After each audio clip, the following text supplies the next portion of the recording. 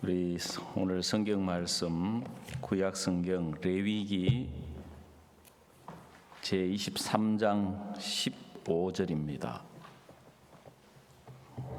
레위기 제 23장 15절입니다.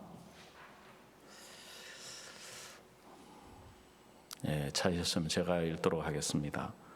안식일 이튿날 곧 너희가 요제로 단을 가져온 날부터 세워서 제7일 7안식일에 수요를 채우고 제7안식일 이튿날까지 합 50일을 계수하여 새 소제를 여호와께 드리되 너희 처소에서 에바 10분 2로 만든 떡 2개를 가져다가 흔들지니 이는 고운 가루에 누룩을 넣어서 구운 것이요 이는 첫 요제로 여호와께 드리는 것이며 너희는 또 이 떡과 함께 1년 되고 흠없는 어린 양 7과 젊은 수소 하나와 수양 2를 드리되 이들을 그 소제와 그 전제와 함께 여호와께 드려서 번제를 삼을지니 이는 화제라. 여호와께 향기로운 냄새며 또 수염소 하나를 속죄제로 드리며 1년 된 어린 수양들을 화목제 희생으로 드릴 것이요 제사장은 그 첫 이삭의 떡과 함께 그 2 어린 양을 여호와 앞에 흔들어 요제를 삼을 것이요 이것들은 여호와께 드리는 성물인즉 제사장에게 돌릴 것이며 이날에 너희는 너희 중에 성회를 공포하고 아무 노동도 하지 말지니 이는 너희가 그 거하는 각처의 대대로 지킬 영원한 규례니라. 21절 말씀까지 읽어드렸습니다. 오늘 읽은 이 말씀은 이제 오순절이라고 이야기를 합니다. 그래서 유월절, 무교절, 그 다음에 이제 지난 시간에 초곡절, 초실절 말씀을 드렸는데 초곡절은 이제 첫 이삭, 첫 열매를 하나님께 드리는 절기인데 그 첫 이삭, 그 첫 열매를 하나님께 드리는 그 날부터 시작해가지고 7안식일, 그러니까 일주일이 7일인데 7안식일을 몇 번 하면 7번, 그러니까 7주지요. 7주, 1주가 7일이니까 7주니까 며칠이냐 하면은 7 곱하기 7 하면은 77은 49, 그 다음 날이니까 더하기 1 하루를 더하면은 이제 50일째 되는 날이다. 그래서 오순절이다 그렇게 이야기를 합니다. 그 순자는 열흘 순자거든요. 그래서 우리가 한 달을 이제 상순, 중순, 하순, 열흘 순자. 그래서 한 달을 상순, 중순, 하순 해서 이제 그 열흘 순자를 쓰는 것처럼 오순이니까 50일째 되는 날이다. 그래서 그날에 이제 제사를 드리는데 바로 첫 이삭, 첫 곡식, 그걸로 떡을 만들어 가지고 이제 양, 소, 수양 이걸 가지고 이제 제사를 드리고 번제, 화제 불로 태워서 이제 제사를 드리는 것을 오순절이라고 이야기를 합니다. 오순절은 우리에게 무슨 의미가 있느냐 하면 제가 초곡절, 초실절은 부활의 첫 열매 되신 예수님을 가리키고 있다 하고 지난 시간에 말씀을 드렸습니다. 그래서 예수님의 죽으심으로 우리의 모든 죄가 씻어져서 죄가 끝이 났고 예수님의 부활하심으로 우리를 우리가 의롭게 되었다. 그래서 예수님이 죽은 지 사흘 만에 부활하셔서 이 땅에 40일 동안 제자들과 함께 계시면서 예수님이 죽은 자 가운데 살아나신 것을 제자들에게 나타내시고 보여주셨습니다. 왜냐하면 예수님이 죽음으로 제자들은 전부 이제 절망 속에 빠져서 시험이 들어가지고 제자들이 전부 낙심 속에 어두움 속에 있는 거예요. 예수님이 살아생전에 내가 죽은 지 사흘 만에 부활할 것이다 하고 이야기를 많이 하셨는데도 사람들의 이 고정관념, 이 강한 관념이라는 게 있어가지고 죽으면 모든 것이 끝이라고 생각을 했기 때문에, 그래서 예수님은 내가 지금 죽은 지 사흘 만에 부활해서 갈릴리로 갈 것이니까 거기서 너희를 만날 것이다까지 이야기를 다 하셨는데도 제자들은 이제 갈릴리로 가야 되는데 갈릴리로 안 가고 어떤 두 명의 제자는 엠마오로, 이제 자기 고향이 엠마오였던가 봐요. 낙심 가운데 막 가고 있는데 예수님이 그들을 찾아가 주셔가지고 예수님이 부활하신 것을 나타내시고 보여주셨어요. 그래가지고 막 제자들이 너무 기뻐가지고 다시 이제 돌아오고, 또 그 여자들도 이제 예수님을 따르는 사람들이 있었어요. 마리아라든지 뭐 막달라 마리아라든지 마르다라든지 이제 평소에 예수님 생전에 예수님을 따르고 이제 섬기던 여자들이 있었는데, 이 여자들은 이제 예수님이 죽어서 무덤에 장사 지냈기 때문에 옛날에 이제 유대인들은 그 죽은 사람의 시체를 향품으로, 모략으로 단장을 하는 거예요. 그래가지고 이제 무덤에 간 거예요. 가보니까 예수님이 안 계신 거예요. 왜요? 부활하셔가지고 예수님이 안 계신 거예요. 그래서 거기서 이제 예수님을 만난 거예요.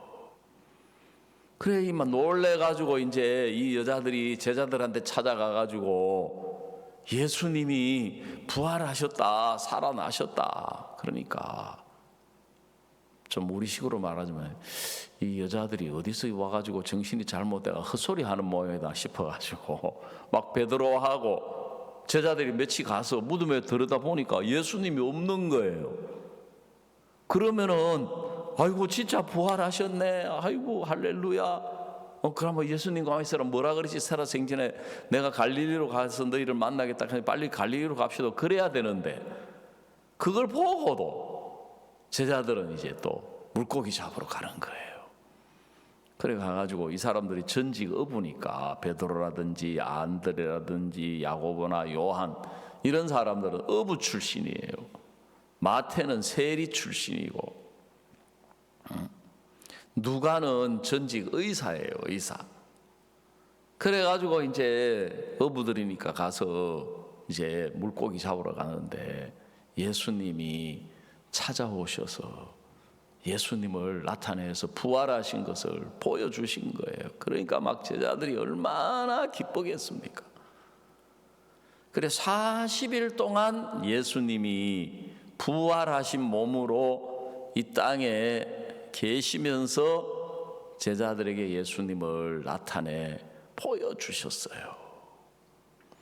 그리고 이제 너희는 예루살렘을 떠나지 말고 여기에 모여 있으라.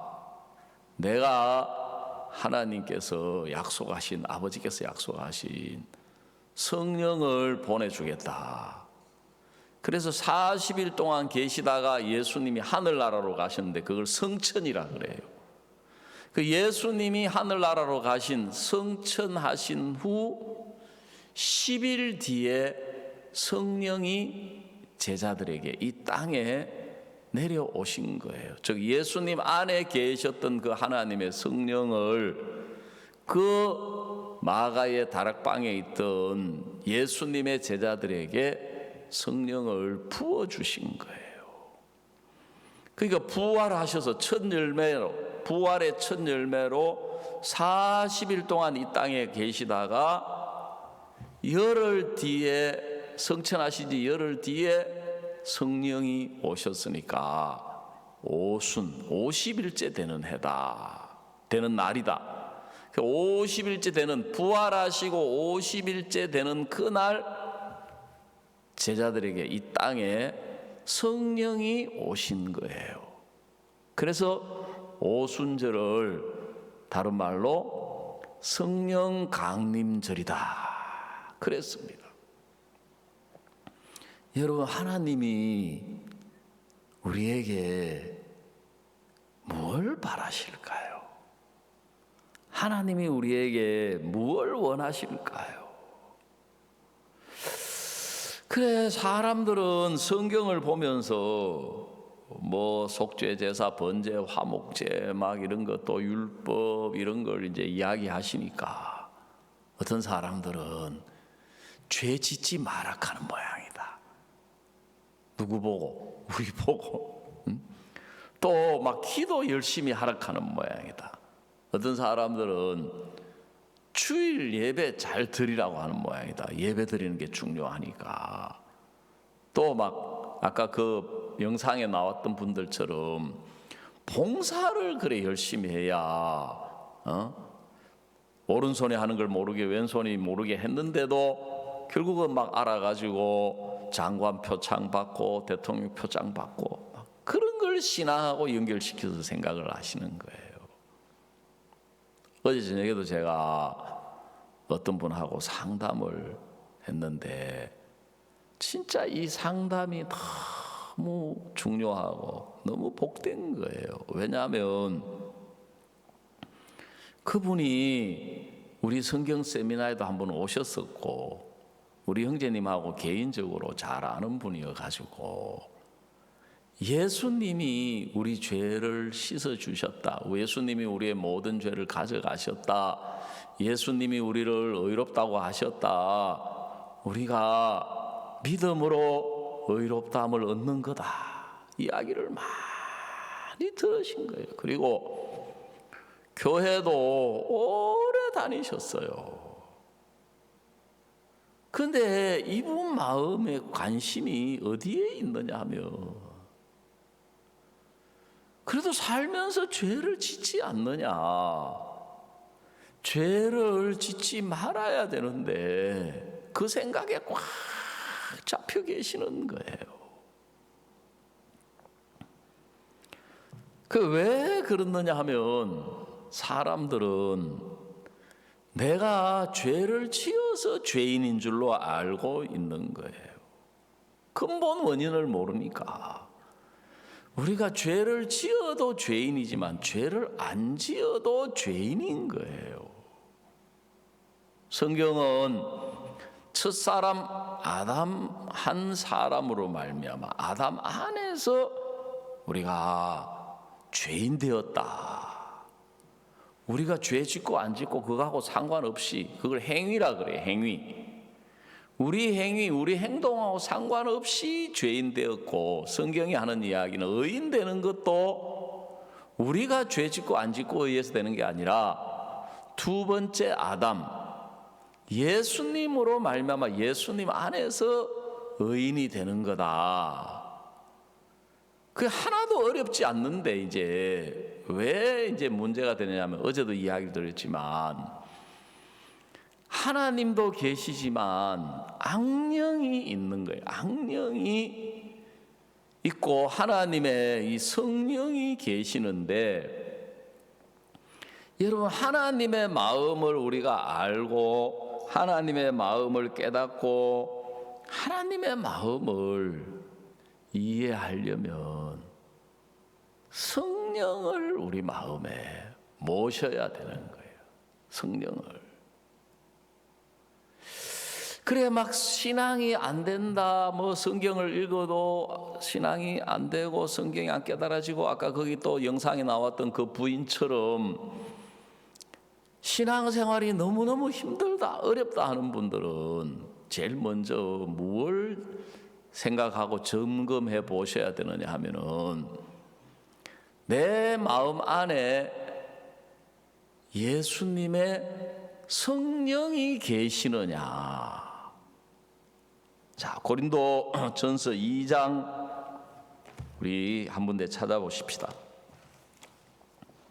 신약성경 고린도전서 제2장 9절입니다.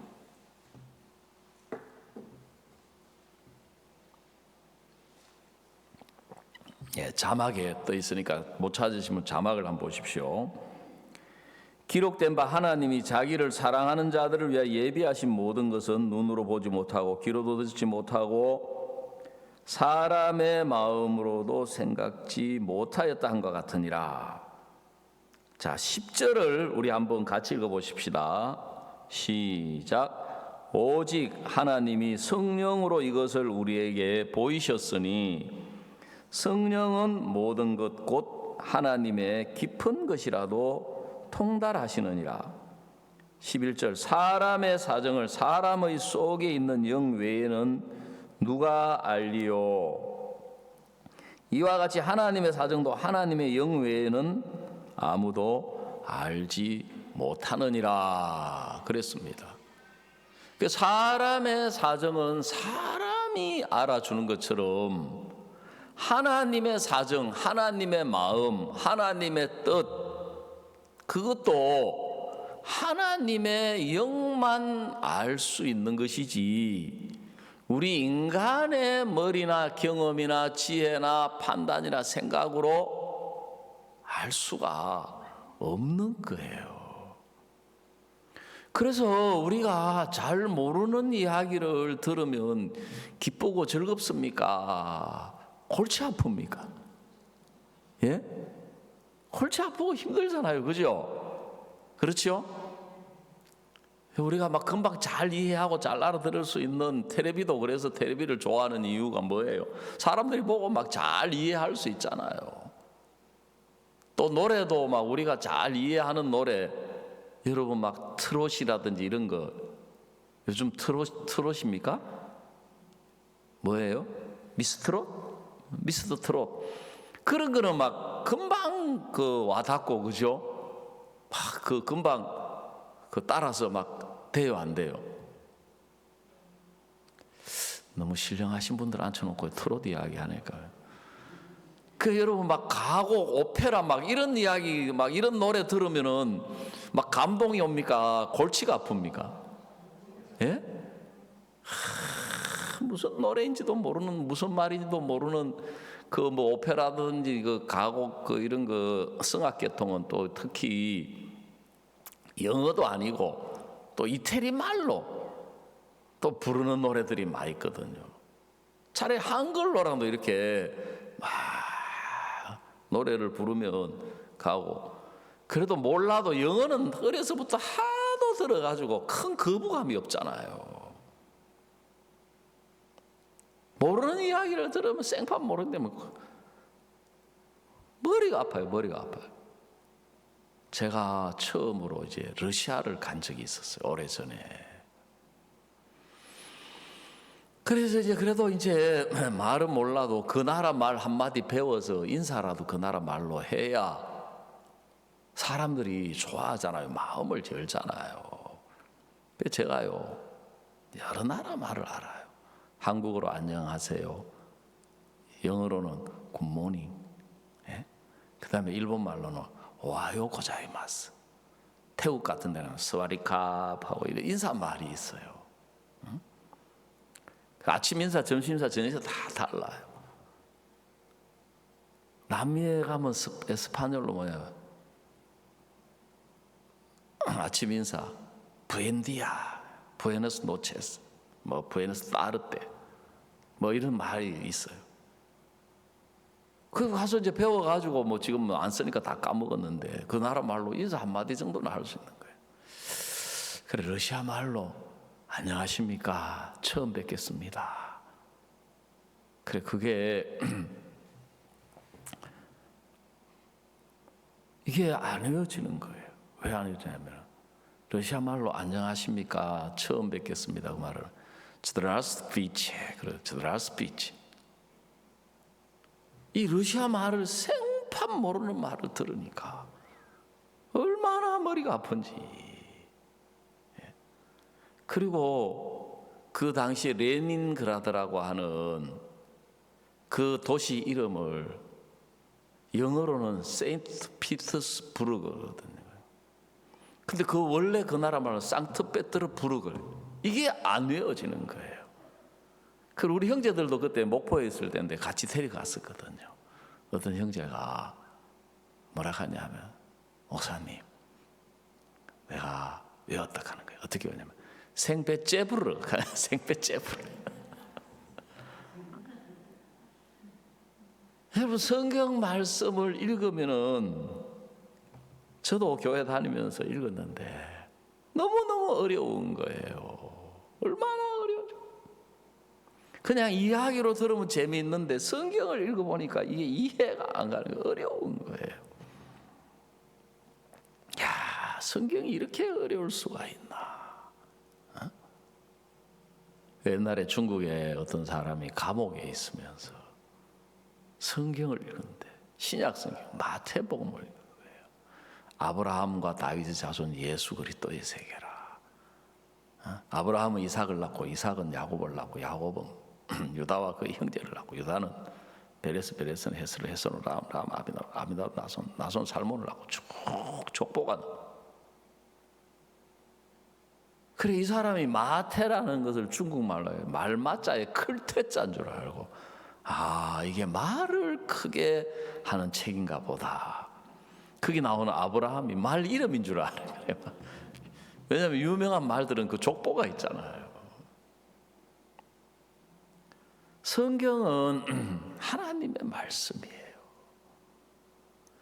그 성경은 여기에 보니까 하나님의 영이 있고 세상의 영이 있는 거예요.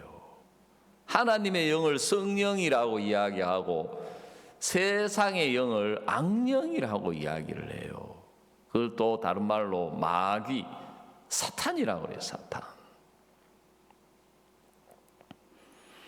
그래, 우리는 죄송하지만 태어나올 때부터 죄인들은 악령의 지배를 받는 거예요. 악령의 영향을 받고 악령에게 이끌리는 거예요. 그래서 제가 지난 시간에 악령은 사람의 생각을 통해서 역사를 한다. 그래서 내 생각을 지나치게 믿고 고집하면 하나님의 말씀, 내 생각하고 다른 하나님의 말씀을 받아들이기가 어렵다 하고 말씀을 드렸는데,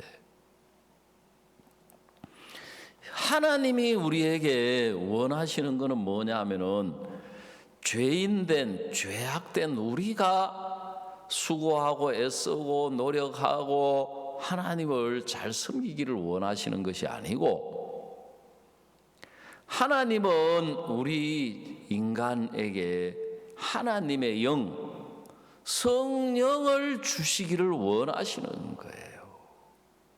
그 성령을 우리 마음에 주시기를 원하시는 거예요. 그래야 오늘 말씀처럼 하나님의 성령이 우리 마음에 찾아오셔야 우리가 하나님의 마음을 알 수가 있고 이해할 수가 있고 깨달을 수가 있기 때문에, 그때부터 신앙이 쉬워지고 하나님의 은혜, 성령이 하는 일 중에 하나가 뭐냐면은 하나님의 은혜를 깨닫게 하는 일을 하는 거예요. 악령은 반대로 하나님의 은혜를 깨닫지를 못하게 해서 내 노력으로, 내 열심으로, 내가 잘나서, 내가 똑똑해가지고 내 힘으로 우리가 살아가는 줄로 믿게 하고, 또 그렇게 해야 우리가 잘 살 수 있는 줄로 우리 마음을 악령은 그렇게 끌어가는 거예요. 저도 제가 어려서부터 교회를 다녔던데, 하여간에 가면 할수록 신앙생활이 힘든 거예요. 초등학교 때까지 좋았어요, 교회 다니는 게. 왜냐하면 교회 나가서 유치부부터 교회를 나갔으니까 우리 집 뒷마당이 교회였어요. 아주 제가 어릴 때부터 늘 교회 마당이 크고 넓고 좋잖아요. 우리 집 마당은 뭐 조그만하니까. 그래 집 모퉁이를 돌아가면은 이제 우리 집 뒤가 이제 우리 마을이 이렇게 비탈진 언덕으로 돼 있어서 이렇게 계단식으로 이제 집들이 이렇게 있는데, 우리 집 나와가지고 이제 모퉁이 돌아가면 바로 뒤에요. 그리고 우리 집하고 또 그 교회 사이에 거기에 지름길이 있어요. 골이 볼볼볼볼 기어서 이제 어리니까 틈새로 올라가면 바로 교회. 그래가지고 이제 교회를 다니기 시작한 거예요. 찬송을 배우고 성경 이야기를 듣고 요절을 외우고.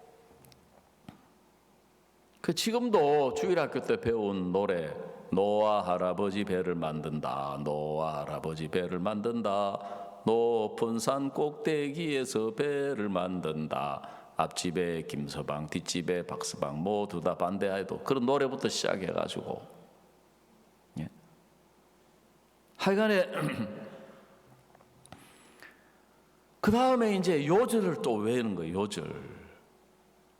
그 한참 기억력 좋을 때니까 요절 외우고 출석하고 그다음에 손 잘 들고 하면은 학용품이 막 나와요.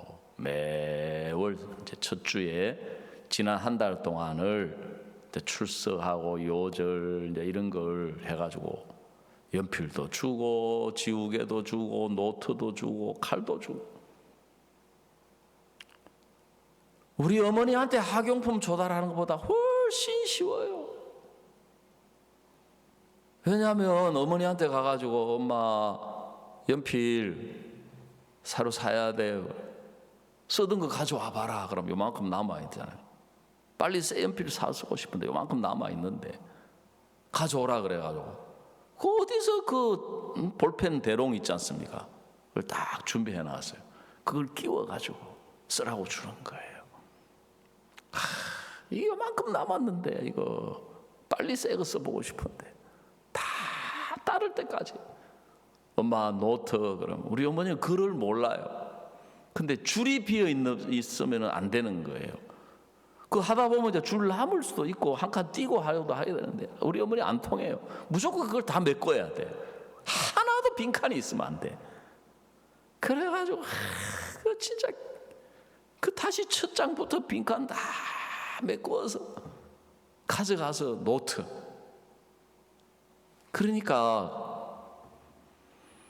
그거보다는 교회 가면 훨씬 재밌지요. 노래 가르치지요. 재밌는 성경 이야기 해주시지요. 근데 이제 자꾸 교회를 다니니까 죄를 짓지 말라는 거예요. 그리고 하나님 말씀대로 살아야 된다는 거예요. 그래 이제 신앙을 점점 해보니까 내 마음에 죄가 있다는 것을 이제 느끼게 되는 거죠.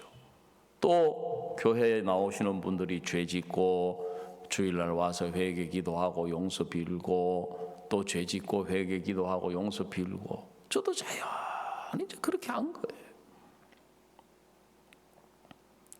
근데 제가 이제 19살쯤 고등학교 3학년쯤 됐을 때 신앙이 너무너무 힘든 거예요. 왜냐하면 하나님 말씀대로 내가 살아야 되는 거는 점점 늘어나는데 내가 실제로 그렇게 살고 있는 것들은 못 따라가는 거예요. 그걸 보고 옛 사람이 말하기를 뱁새가 황새를 따라가려고 하니까 가랭이가 찢어질더라.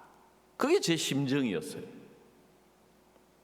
그리고 그런 문제를 가지고 상담을 해도 속 시원하게 네가 지금 사춘기라서 그렇다, 더 열심히 해라, 더 노력해라, 네가 이 고비를 넘기면 훌륭한 믿음의 사람이 된다 그러는데 제가 그것만 할 수 없잖아요. 또 제 인생의 무게도 쉽지 않는 거예요. 왜냐하면 이게 내가 하는 일이 잘 안 되는 거예요. 공고를 갔는데 집이 어려워가지고 계속 자격증 시험에 떨어지는 거예요. 그러니까 신앙의 짐도 무겁지요, 인생의 짐도 무겁지요. 그 다음에 이제 교회에서 듣는 이야기들이 이제 들으면서 나이가 들어가니까 이제 생각이 있으니까 이게 모순되는 게 자꾸 생기는 거예요. 성경 말씀을 들을 때. 그래 이제 예를 들어 가지고 장로교에서는 켈빈의 예정론이라고 하고 택정설이라고 하는 게 있는데,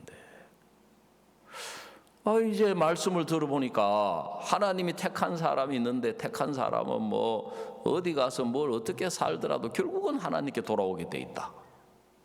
근데 하나님께 택하지 않는 사람은 뭐 아무리 기도를 해도 안 되고 연보를 해도 안 되고 뭐 봉사를 해도 그 사람은 결국 버림받는다. 그거 당장에 이제 생각이 되는 거예요.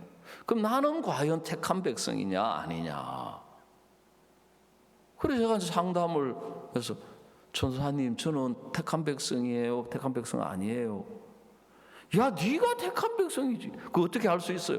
야, 그러니까 네가 교회도 나오고 주일도 지키고 기도하고 찬송 부르고.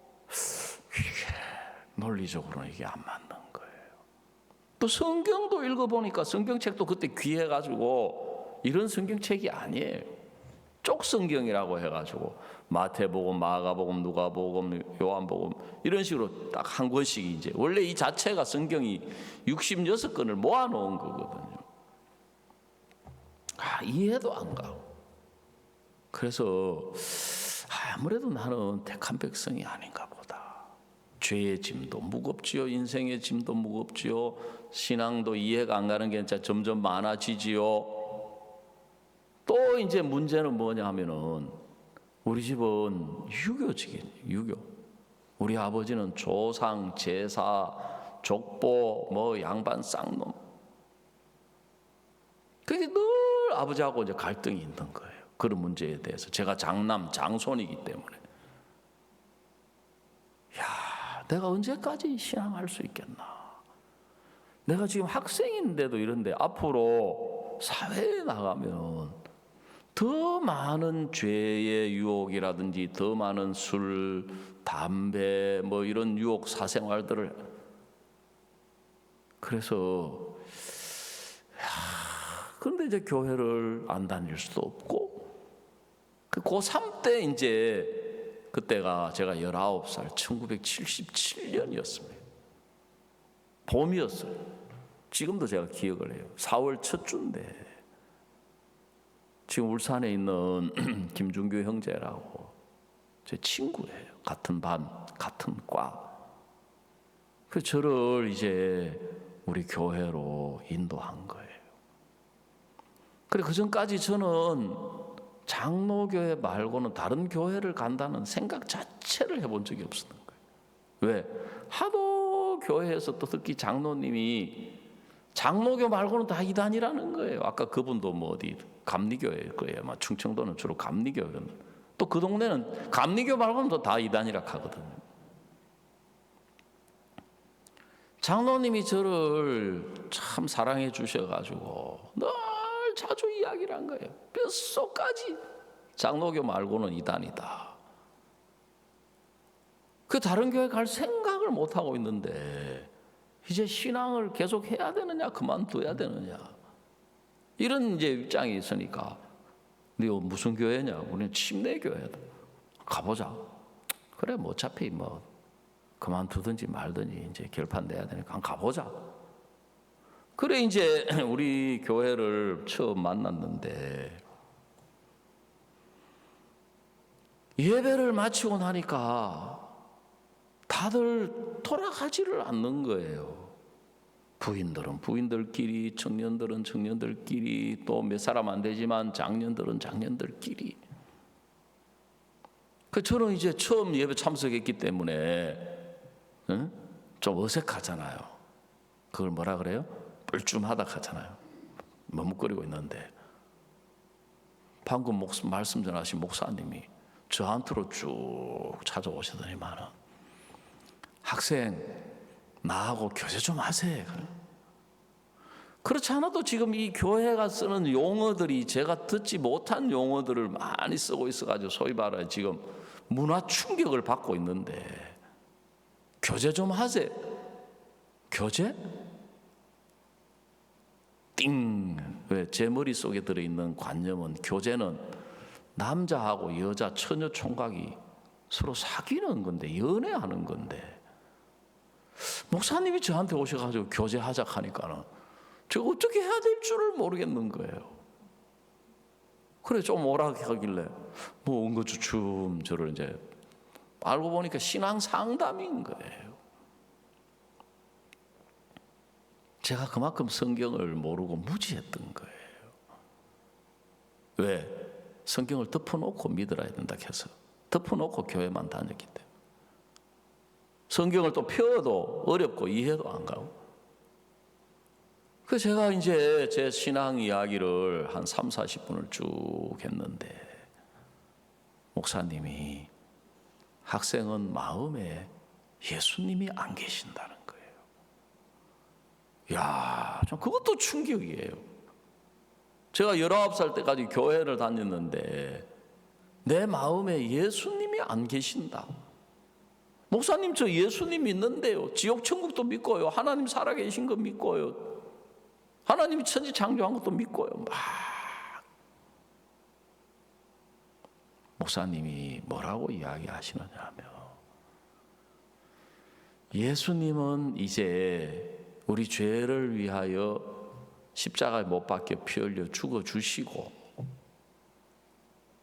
부활하셔서 성천에서 이 땅에 안 계시는데 예수님이 하늘나라 가셔서 우리에게 성령을 보내주셨다. 예수님의 성령을.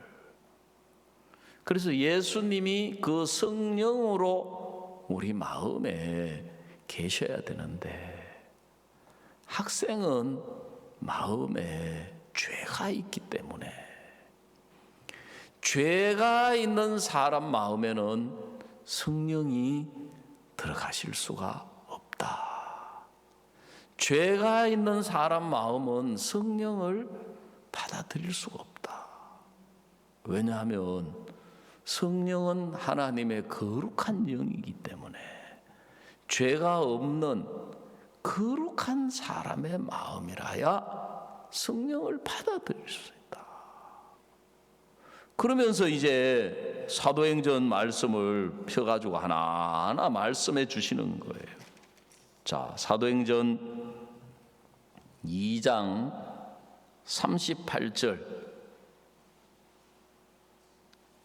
신약성경 사도행전 제2장 38절입니다. 베드로가 가로되 너희가 회개하여 각각 예수 그리스도 이름으로 세례를 받고 죄 사함을 얻으라. 그리하면 성령을 선물로 받으리니. 여기 보면 너희가 회개하여 각각 예수 그리스도의 이름으로 세례를 받고 무엇을 얻으라? 죄 사함을 얻으라. 그리하면 성령을 어떻게 주신다고요? 선물로 주신다. 선물은 값없이 대가 없이 그냥 주신다. 그래 제가 이제 상담을 통해서 뭐 여러 가지 내 생각하고 막 다른 부분들이 부딪히는 부분들이 이제 많이 있었는데 제가 하나 부인할 수 없는 사실이 내 마음에 죄가 있는 거는 너무 확실한 사실인 거예요. 늘 죄짓고 회개 기도하고 용서 빌고 교회 나가서 신앙생활 하는데 제일 중요하게 여기는 게 그거예요. 매 주마다 가서 용서를 빌고 달마다 가서 용서를 빌고 12월 31일 마지막 예배 드리는 송구 영신 예배, 송구 영신 예배. 지난 해를 보내고 새해를 맞이하는 예배 때는 1년 동안 지은 죄를 용서해달라고 회개기도 하고 혹시 빠질까 싶어가지고 기억나는 죄, 안 나는 죄, 내가 아는 죄, 모르는 죄까지도 다 용서해달라고 빌고 내년에는 새 마음과 새 뜻으로 신앙하겠습니다. 그게 반복인 거예요. 반복. 그렇지. 성령, 예수님의 영은 거룩한 영이기 때문에 죄가 있는 마음에는 들어올 수가 없구나. 내 마음에 성령이 안 계시니까 내가 지금까지 신앙을 하면 할수록 더 어렵게 느껴지고 이해가 안 가는 게 많고 점점 더 오리무중. 그래 제가 이제 상담을 통해서 예수님이 내 죄를 영원히 씻으신 것을 알게 됐어요. 히브리서 9장 12절에 염소와 송아지의 피로 아니하고 오직 자기 피로 영원한 속죄를 이루사. 예수님이 죽으신 죽음은 내가 생각하는 것처럼 과거 죄는 씻었고 미래의 죄는 남아있는 게 아니구나.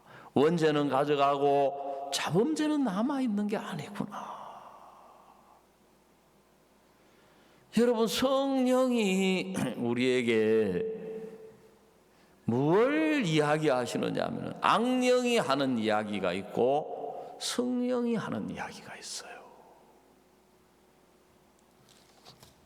히브리서 10장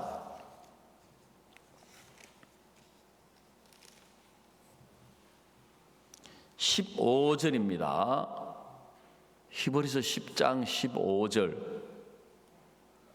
또한 성령이 우리에게 증거하시되, 자, 성령이 뭐라고 이야기를 하시느냐 하면은 주께서 가라사대 그날 후로는 저희와 세울 언약이 이것이라 하시고 내 법을 저희 마음에 두고 저희 생각에 기록하리라 하신 후에, 자, 17절을 우리 한번 다 같이 읽어보십시다. 시작. 저희 죄와 저희 불법을 내가 다시 기억지 아니하리라 하셨으니, 18절. 이것을 사하셨은즉 다시 죄를 위하여 제사 드릴 것이 없느니라 그랬습니다. 여러분, 하나님은 성령을 우리에게 주실 수가 없었습니다. 왜? 우리가 죄를 가지고 있기 때문에. 성령은 죄가 있는 사람의 마음에 들어가실 수가 없었어요. 구약에 보면 하나님의 성령이 계시는 집을 성전이라 그래요. 성전. 그래서 하나님과 연관 있는 단어에는 전부 성자가 붙어요. 성부, 거룩한 아버지. 성자, 거룩한 아들. 성령, 거룩한 영. 성전, 거룩한 집. 성도, 거룩한 사람들. 그 하나님의 영은 하나님도 거룩하시고 성령도 거룩하신 분이기 때문에 앞에서도 이야기를 드렸지만 하나님은 우리에게 성령을 주시고 싶은 거예요. 왜? 하나님의 성령이 우리 마음에 찾아오셔야 우리가 하나님의 마음을 이해하고 하나님의, 마치 뭐 꼭 비유가 좀 그렇지만 핸드폰이 있어야 핸드폰을 통해서 내가 딸하고도 통화할 수 있고 아들하고도 통화할 수 있고 며느리하고도 통화할 수 있고 손자하고도 통화할 수 있고 손녀하고도 통화할 수 있는 거예요. 핸드폰이 없으면 이 목소리 가지고 미국에 있는 아들하고 할 수가 없잖아요. 그런 것처럼 하나님의 성령이 우리 마음에 계셔야 성령이 하나님의 마음을 알 수 있도록 깨우쳐 주셔서 하나님하고 우리하고 쉽게 말하면 소통이 되는 거예요. 마음으로 하나님의 마음을 알게 되고 깨닫게 되고 그 하나님의 마음을 알아야 믿음이 생기는 거예요. 그래, 그런 일을 내가 내 머리로 이 성경을 깨닫는 게 아니고 내가 믿으려고 애를 써서 되는 것이 아니라 우리 마음에 성령이 오셔서 성령이 깨우쳐 주시고 믿을 수 있도록 해주시고 하나님의 마음을 알 수 있도록 해주시고 하나님의 은혜로 복 받는다는 것을 깨우쳐 주시는 일을 성령이 하시는 거예요. 그래서 하나님의 마음은 성경에도 나와 있어요. 내가 제사와 예물을 원치 않는다. 오히려 하나님은 성령을 주시기를 원하시는 거예요. 근데 우리가 죄가 있으니까 성령을 주실 수가 없어서 성령을 주시기 전에 먼저 하나님의 아들 예수님을 보내신 거예요. 그래서 예수님이 세상 죄를 짊어지고 우리의 모든 죄를 짊어지고 십자가에 못 박혀 피 흘려 죽으심으로 우리의 모든 죄를 다 씻으셨다. 우리의 모든 죄를 다 씻으셨다. 그래서 그걸 굳이 이야기하자면 현재, 과거, 미래 죄, 모든 죄, 그러면 원죄든지 자범죄든지 모든 죄를 조금이라도 남겨두면 그 죄를 안 씻은 거나 똑같은 거예요.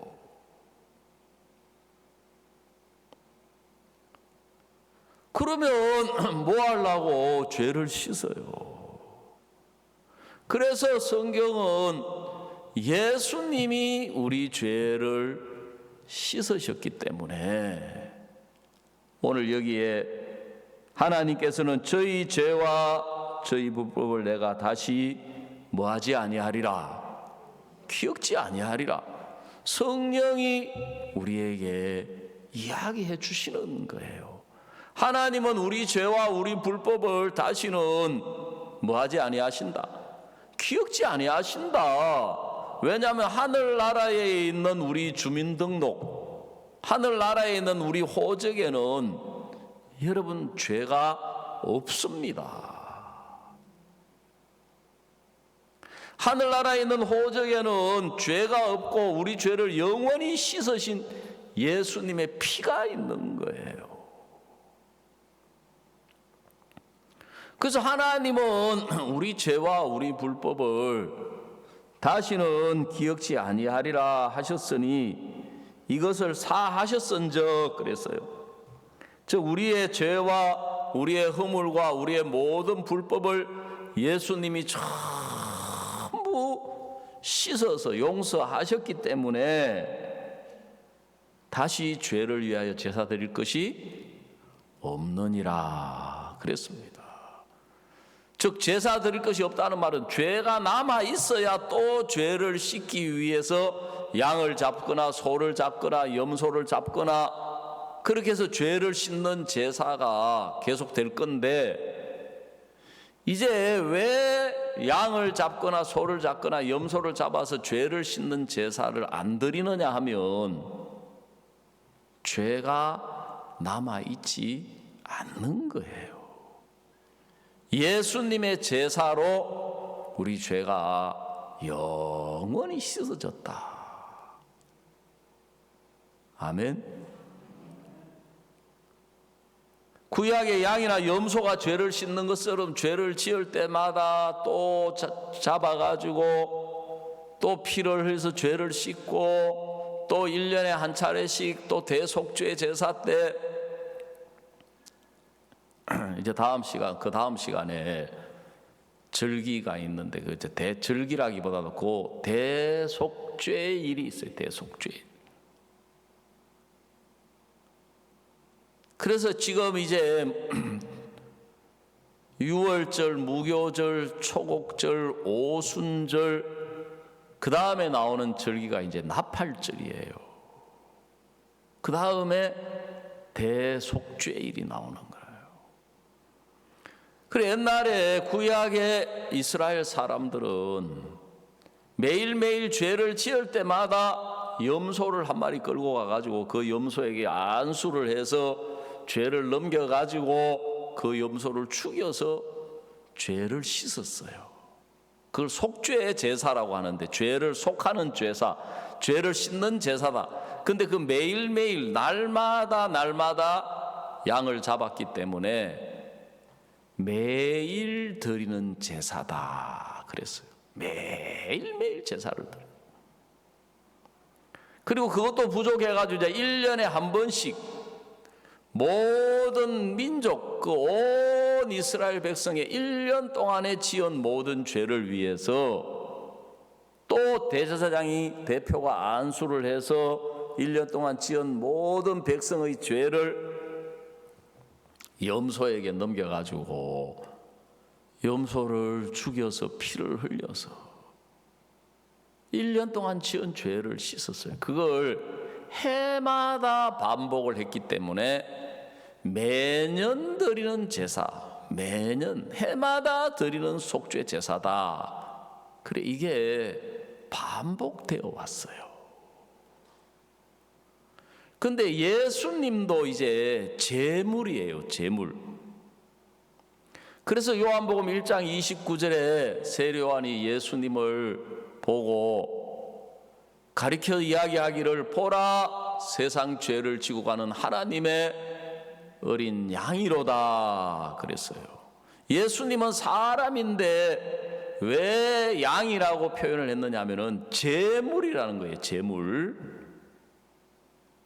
하나님의 어린 양, 하나님이 준비한 제물. 구약의 속죄제사나 대속죄제사는 죄를 지은 인간이 그 염소나 양이나 송아지를 준비를 했는데, 예수님은 하나님이 준비한 제물이에요.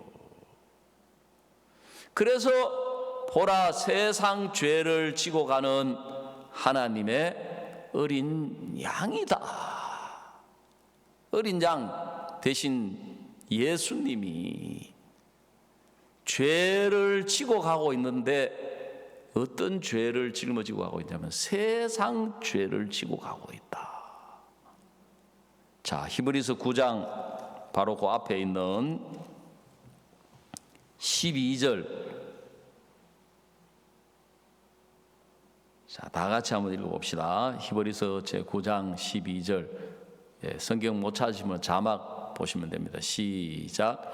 염소와 송아지의 피로 아니하고 오직 자기 피로 영원한 속죄를 이루사 단번에 성소에 들어가셨느니라. 그래서 여러분, 염소나 송아지는 구약에 매일 드리는 제사, 매년 드리는 제사, 그 제물의 피로 아니하고 오직 자기 피로 하는 이 자기 피는 예수님의 피로 무엇을 이루었다고요?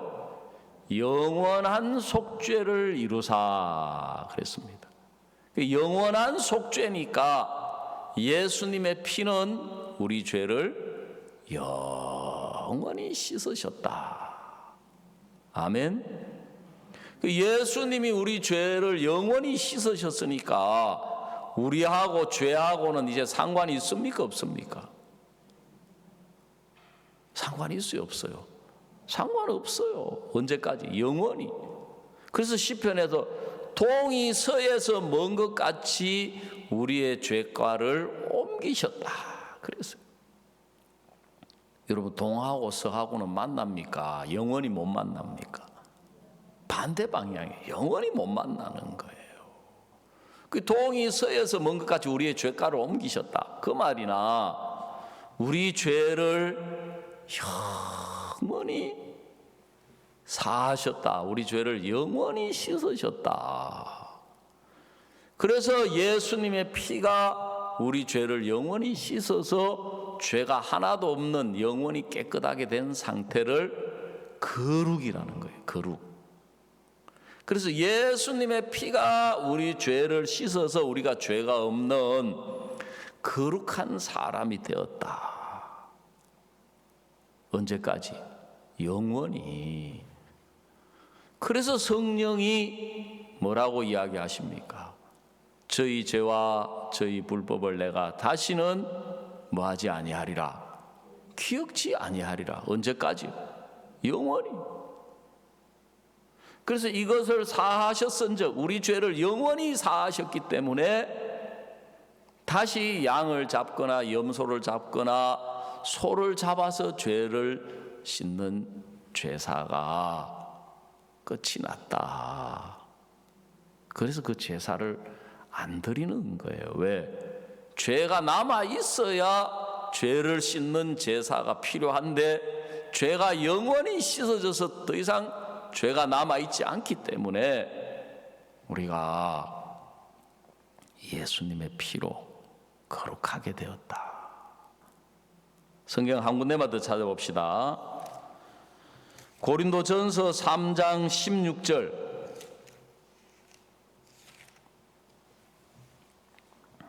고린도전서 제3장 16절입니다.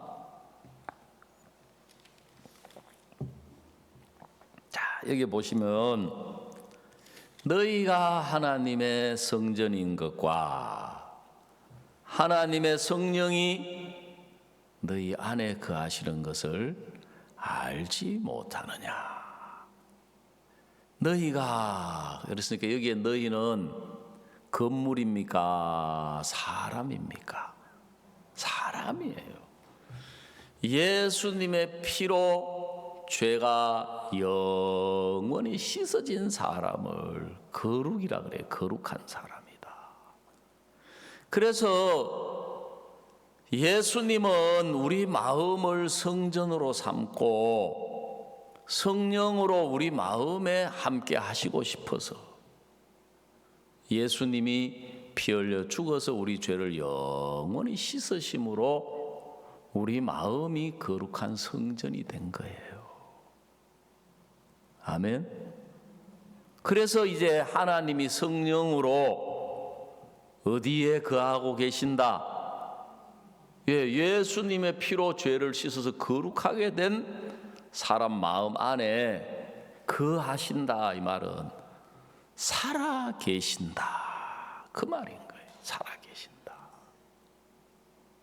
그래서 제가 상담을 통해서 1977년 5월 첫째 주일이었어요. 아, 예수님이 내 죄를 이렇게 영원히 씻어주셨구나. 그래, 죄사함을 받으라. 그래 하면 뭘 주신다고요? 성령을 선물로 주시리니. 그래, 저는 그때 성령이 내 마음에 오셨는지 안 오셨는지 그런 것도 자세히 깊이 몰랐어요. 근데 내 죄가 영원히 씻어졌구나. 그걸 깨우쳐 주신 분이 성령인 거예요. 아멘. 내 죄를 예수님이 이렇게까지 영원히 씻어 놓으셨다면 나하고 죄하고는 영원히 빠이빠이다. 영원히 상관없다. 내가 오늘 지금 죽어도 어디에 가겠다? 천국 가도록 되어 있구나. 내가 아무리 믿음이 없고 신앙이 형편없고 부족해도 하늘나라 가는 데는 아무 지장이 없구나. 그걸 깨우쳐 주신 분이 성령이셨던 거예요. 아멘. 예. 하여간 그때부터 이제 제가 우리 교회 나오면서 말씀을 듣고 예수님과 함께하는 동행하는 신앙이 시작이 된 거예요. 그러니까 성경이 깨달아지는 거예요. 이해가 되는 거예요. 그리고 내가 왜 무거운 짐을 얘가 짊어지고 왜 내가 힘들게 살아왔는지, 내가 왜 신앙이 안 되었는지 성령이 그걸 하나하나 깨우쳐 주시는 거예요. 그러니까 성경 읽는 게 기쁘고 말씀 듣는 게 은혜롭고 교회 가는 게 행복하고, 그리고 이걸 막 다른 사람에게 막 이야기해 주고 싶은 거예요. 야, 이걸 사람들이 모르고 있구나.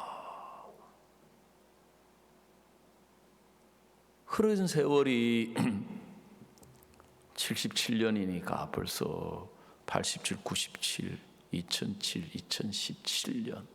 예. 44년, 45년 세월을 살아왔는데, 저는 사람이기 때문에 저는 뭐 좋을 때도 있었고 나쁠 때도 있었고 시험 들 때도 있었고 넘어질 때도 있었고 자빠질 때도 있었고, 참 제가 이 자리에 서 있을 수 있는 것은 주님이, 예수님의 은혜가 변함이 없으셨다. 하나님의 약속이 변함이 없으셨다. 그래서 내가 넘어졌지 예수님은 넘어지지 않으시는 거예요. 내가 악을 저지렀지 내 안에 계신 예수님은 악을 저지를 수 없는 거룩하신 하나님의 영이신 거예요. 나는 실패했지만 예수님은 실패하지 않았어요. 승리하신 분이에요. 그래서 그분이 내 인생을, 내 신앙을 붙잡고 이끌어 주신 거예요. 지금도 내 인생을 그분이 이끌어 가고 계시는 거예요. 그러니까 예수님이 성령으로 함께하고 계시기 때문에 문제나 어려움을 그 예수님이 해결해 주시는 거예요. 저는 이길 힘도 없고 해결할 능력도 없고, 그래서 성경에 보니까 하나님이 성령을 주셔서 성령이 하는 일이 뭐냐면은 하나님의 은혜를 깨닫게 해주시는 일을 하는 거예요. 그래서 이게 하나님의 은혜다. 우리는 악을 저질렀고 우리는 세상을 살았고 우리는 우리 뜻대로 우리가 원하는 대로, 그래서 우리가 하나님을 찾거나 하나님을 구하거나 하나님을 사랑한 것이 아니고 하나님이 우리를 사랑하셔서 우리에게 성령을 주시려고 먼저 하나님의 아들 예수님을 보내셔가지고 그 예수님이 세상 죄를 짊어지게 하셔서 십자가에 못 박혀 피 흘려 죽기까지 우리의 죄를 씻어주심으로 그 은혜로 우리가 거룩하게 되었다. 그게 하나님의 은혜다. 은혜의 반대말이 뭐냐면은 대가예요. 대가.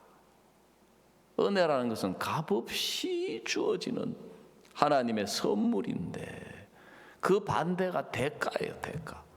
그래서 사탄은 우리로 하여금 하나님의 은혜를 떠나서 내 노력으로, 내 행위로, 내 열심으로 살아가도록 하는 이 세상 자체가 그래요. 이 세상을 살아가려면 노력이 필요해요.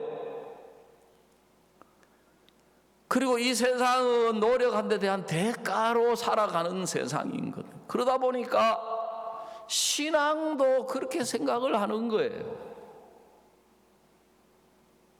그런데 악령은 속이는 거예요. 그 예수님이 죄를 씻어 주셨지만 그래도 네 죄는 남아 있어. 그거는 성령이 아니에요. 악령이에요. 악령. 성경에는 예수님이 모든 죄를 가져가셨다고 돼 있지만 원죄만 가져갔지 자범죄는 남아있어. 봐봐, 죄를 네가 짓고 있잖아. 그런데 네가 뭐가 그렇게, 그거는 성령이 아니에요. 악령이에요. 악령. 그건 하나님의 말씀이 아니에요. 그건 인간의 소리예요. 인간의 소리. 그거는 은혜가 아니에요. 행위를 이야기하고 있는 거예요. 악령에게 속아가지고.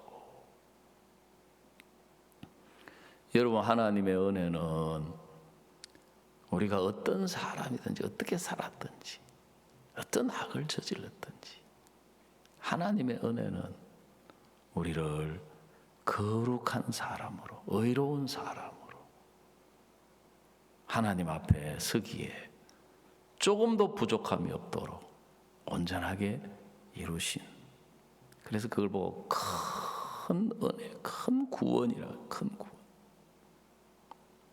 이번에 또 우리가 이런 주님의 사랑을, 주님이 우리를 위하여 하신 그 일을 우리가 이 말씀을 통해서 나눌 수 있는 이 시간을 갖게 돼서 너무너무 감사하고, 여러분 이 죄 사함을 확실히 받으면 여러분 성령이 우리 마음에 찾아오셔서 우리가 이 땅을 살아가는 동안에도 우리 마음을 성전으로 삼고 다시는 떠나지도 아니하시고 버리지도 아니하시고 우리와 이 땅을 사는 동안에도 함께 하시지만 영원한 저 천국에까지 예수님이 성령으로 우리와 함께 하시겠다고 약속을 하셨습니다.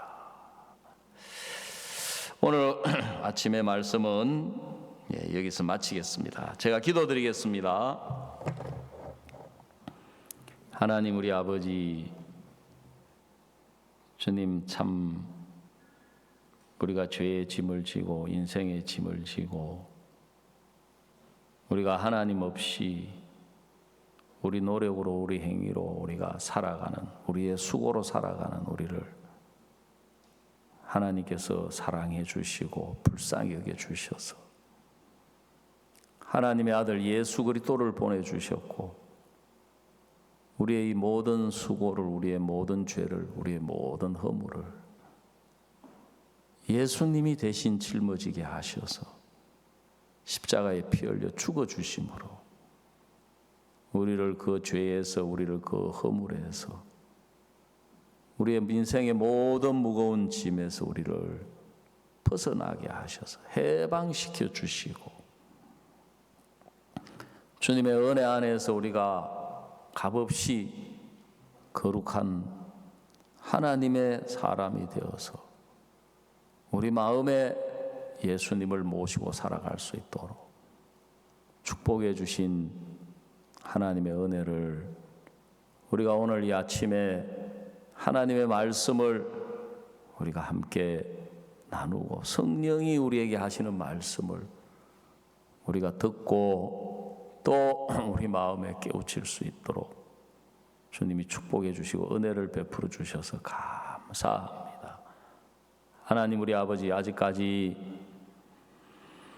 이 땅에 정말 예수님이 행하신 이 놀라운 은혜를, 사실을 알지 못하고 깨닫지 못해서 자기의 짐을 자기가 짊어지고 자기의 죄를 자기가 짊어지고 수고하고 고통하고 죄악된 삶을 살아가는 사람들이 참 많은데 하나님 우리 아버지께서 정말 우리를 사랑하신 것처럼 그분들을 사랑하시고 우리를 불쌍히 여기신 그분들을 불쌍히 여겨 주셔서 이 귀하고 놀라운 죄사함을 받고 마음에 예수님의 성령을 모시는 은혜를 허락해 주셔서 정말 많은 사람들이 죄에서, 고통에서 벗어나서 예수 안에 있는 기쁨, 예수님과 함께하는 은혜를 입을 수 있도록 또 남은 시간들 주님 축복해 주시고 은혜 베풀어 주셨게 되기를 바라고